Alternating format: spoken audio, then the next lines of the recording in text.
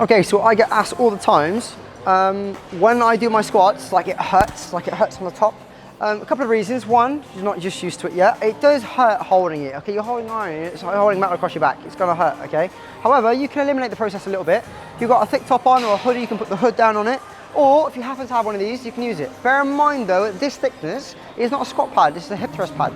The squat pads are thinner than this, they're probably about half the width, okay? What you can do though, if you stick it on, and then spin it round.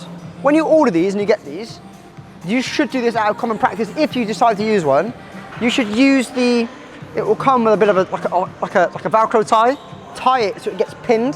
That way then you don't catch yourself out mid-rep where this is span and then it just pops off.